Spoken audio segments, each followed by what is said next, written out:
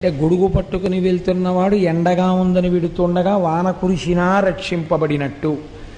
ఆవు గుళ్ళోకెడితే ఆవుని పట్టుకుందామని వెళ్ళినవాడు ఆవు గుడి చుట్టూ పరిగెడితే ఆవు కోసమని గుడి చుట్టూ పరిగిన వాడికి ప్రదక్షిణ పుణ్యం పడ్డట్టు. అది అనుషంగిక ప్రయోజనం. ప్రధాన ప్రయోజనం ఏమిటి? భక్తి వల్ల ఈశ్వరుడు ఉన్నాడు అని నమ్మకం కలగడం కదండి. పరమభక్తులైనటువంటి వారు ఈశ్వరుడి వల్ల రక్షణ పొందుతారు. ఇప్పుడు మీకు ఎలా ఈశ్వరుడు ఉన్నాడన్న భక్తి కలుగుతుంది? ఈశ్వరుడు ఉన్నాడు అన్నటువంటి విషయం తేటతెల్లం కావాలంటే భక్తుల యొక్క భక్తియే సాధనము. అందుకే భగవంతుడు అన్నాడు, ఒక చిత్రమైన మాట అన్నాడు, నేను వాని కొరకు రక్షింపవలయవాడు అన్నాడు ఆయన. నేను ఉన్నానని గుర్తేమిటో తెలుసా?